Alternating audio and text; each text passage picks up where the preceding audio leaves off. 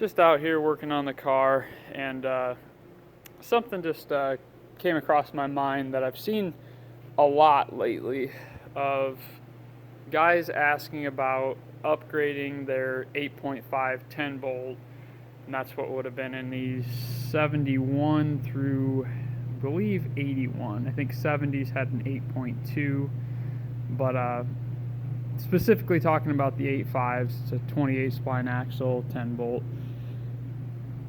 My first thing to the guys asking about upgrading these or replacing them, it seems like a lot of guys want to talk about 9 inches and 12 bolts. It is almost why. First question is, what kind of problems are you having? Are you just trying to prevent breakage in the future, etc.? I'd say 80-90% of the time I get this question or see this question asked, the 8.5 10 bolt is absolutely suitable for their application. I've actually ran this rear end, and I'll show it in another video on the other car. I've ran the 8.5 10 bolts at 1100 rear wheel horsepower, so about 1400 flywheel, and absolutely wouldn't recommend it, but it's done it, and I've been doing it for 10 years.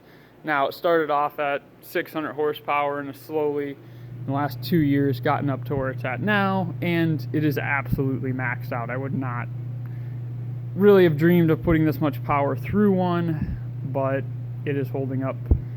It is gonna get upgraded at some point, or the whole chassis will get upgraded, one of the two, but that's at 3,400 pounds. That's at stock axle width, 323 gear, 33 spline axles, and then a Mosier, just the spool, an actual spool, not a mini spool or anything like that. But I do have it just for this season. I have it braced. It was never even braced before, and I do have a support cover on it, which may or may not do anything.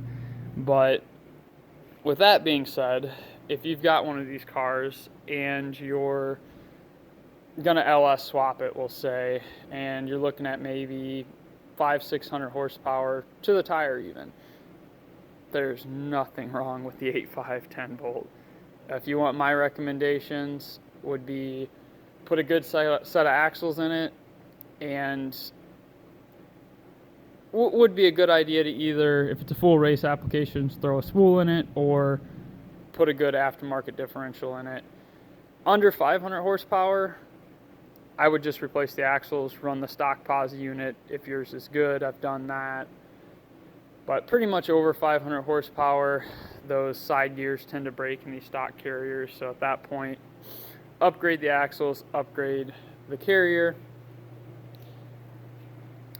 I've got 28 spline chromoly axles in this with a stock carrier support cover.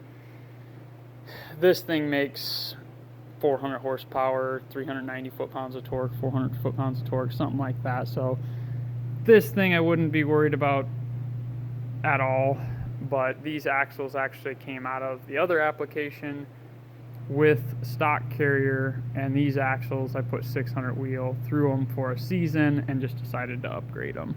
So never broke them, never had any problems with them, but knew I was at the limitation. So seems like 90% or 80% of the people asking this question is just running the 500-600 horsepower range, which you've got a great differential for that. Basically upgrade the axles. If you need to upgrade your carrier, you're good to go. Yeah, that'd definitely be my recommendation. And also what I've seen in the past is people will upgrade it to a 9-inch, and the 9-inch is the weaker center section on the particular one they use, and they blow the pinion clean out of the differential of their 9-inch. So they didn't really do themselves any good, because what they upgraded, quote unquote, with was actually weaker than what they had. And I've seen that several times. Now, a 9-inch can be ridiculously strong, but you've got to spend some big money to get or source really carefully the stronger center sections. But that's kind of one of the problems with the 9 inches, is a lot of those center sections were weak and you blow the pinion out of them. So for what you're doing, 90% of the time, 80% of the time, you've got the perfect differential in these things. That's the route I would stay with. If you are pushing beyond 800 horsepower, okay, yeah, it makes sense. Upgrade to a 12 volt Dana 60, 9-inch, things like that. But whatever you do, make sure you really are upgrading and not just putting a 9-inch in with stock axles and a stock center section that was really, then at that point it's not stronger than what you have. So no, just my recommendations. I mean, like I said, I've pushed these things to 1100 wheel. Excuse me. I would not recommend that, but just shows for how much abuse these things will take. 3,400 pounds, 125, 60 foots, best 126 pretty regularly. So I mean, that's pretty ridiculous for these differentials, but it is holding up. So a little food for thought, a little information on these things, and like I said, I'd save your money if I was you, because